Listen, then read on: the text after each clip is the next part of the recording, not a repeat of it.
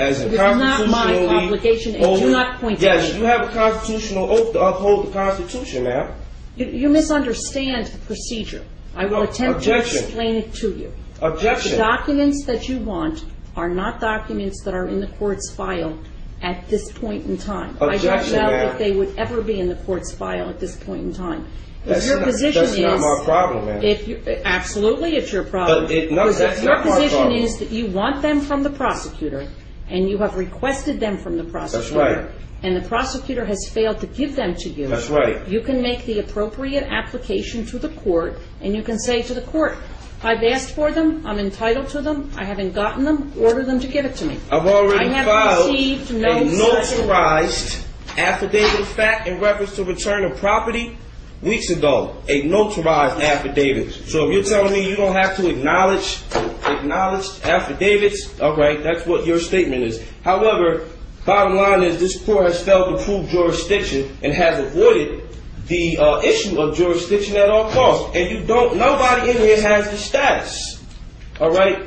Nobody has proven status, and nobody in here has the authority to proceed. Now, the last hearing we discussed, you stated that this matter, you stated, ma'am, for the record, you stated that this matter was relative to jurisdiction, not Mr. Kiesler's position here and not anything else. You stated that you were giving the prosecution a chance to prove jurisdiction, and he's not even the assigned prosecutor to the case, but obviously he's remaining silent, and he has nothing to state. So I move that this case be dismissed. When there is an appropriate application before this court to address the issue of discovery violations, jurisdiction, or anything else, the court will act. Filing a notarized or not notarized affidavit is not an appropriate way to bring a matter before the attention of the court. What you must file is a notice of motion that sets forth the relief that you want, and it needs to be supported with a certification, an affidavit, whatever it is. Can you repeat that, ma'am? Notice of motion. This is exactly what I told Cheyenne Matoda Kushner L. For the record, man, which rule or authority, courtroom rule, statute are you using? It's in the court rules. I do not address that matter? It is in the court rules. I do not recall, and I'm not going to look up for you the exact court rule, but the court rules set out the procedure that you must follow. Objection, ma'am. I'm not a party to society. I'm not subject to your courtroom rules, and you have not proven jurisdiction. And I will never address the issue of jurisdiction until and unless the appropriate application is made before the court, because filing either an affidavit that's notarized or an affidavit that's not notarized does not bring it before the attention of this court. Objection. There is no discretion to ignore the lack of jurisdiction. Joyce versus United States. Jurisdiction is fundamental, and a judgment rendered by a court that does not have jurisdiction in here is void ab initio, and that is application of Y300 P.132 versus Caveat. Once jurisdiction is challenged, the court cannot proceed when it clearly appears the court lacks jurisdiction. The court has no authority to reach merits, but rather should dismiss the action. Melo versus United States 505 F2D. When jurisdiction is challenged, the party invoking jurisdiction has the burden of establishing Basso versus U.S. Power Light Company. Courts enforcing their statutes do not act judicially but merely ministerially. Thus, no judicial immunity, and unlike courts of law, do not obtain jurisdiction by service of process, nor even arrest and compelled appearance. I'm here by way of threat, duress, coercion. I'm going to make that clear for the record every time I have to appear here, if I have to appear here. The only reason I'm appearing here is by way of your threat, duress, coercion, or your company's threat, duress, coercion. You can read me. Let me interrupt you, please. You can read me this until the cows come home. You can read it ad nauseum and ad infinitum.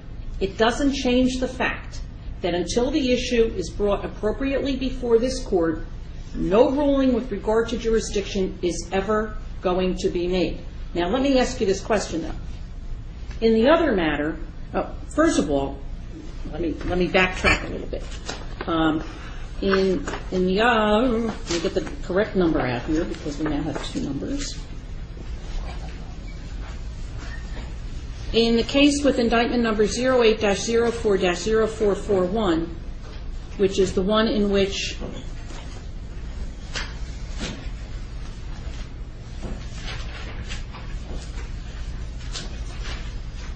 Cheyenne M. Cushing-Murrell is also involved, I have severed those matters, so they will be on completely separate tracks.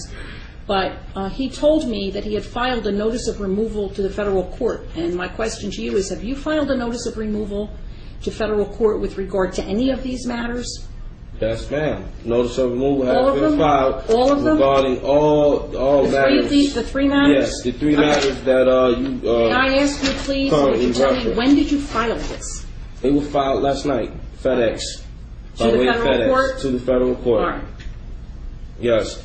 As I am sure you are aware, if the court accepts them, then we will simply transfer them to the federal court. We won't deal with them anymore. Okay, well, I'm still sure you're aware of the matter that you've not proven jurisdiction in either of the hearings and that you've avoided addressing the issue of jurisdiction. And I will continue to not address the issue of jurisdiction until the appropriate motion is filed with the court and the court has the ability to address it and make a determination with regard to it. And Judge, if I could just for a moment, that's the issue at hand. As currently stands, we are representing. Objection. You're not representing me. Therefore, it would be our responsibility to file that motion. Given the fact that he will not cooperate with our office, it's impossible for us to do that. Objection. We really need to Well, reach the issue. I want to get back to what I do want to get back to what Amir KCL said. Now, we addressed the issue to some extent with regard to the indictments. I have here for you, and the record will reflect, that I am giving you a copy of the indictment that has 08-07-0727 and also 08-04-0441. Objection. Just for the record, the Office of Public Defense is not representing me. You don't have any power of attorney for me, and I'm not part of your society, so you cannot represent me, and we do not share nationalities. Okay, now, for the record, Mr. I need the Kramer. nationality of every agent in here, and I need the name and the information because I'm suing everybody. Mr. Kramer. Everybody. So I need everybody's name and your position, starting with you, Excuse sir. me. Who is calling out from the audience? I was, ma'am. No, you were not. Who was? No, do not hand anything over. Nothing. In the audience, please do not call out while court is in session, or the officer will ask you to leave.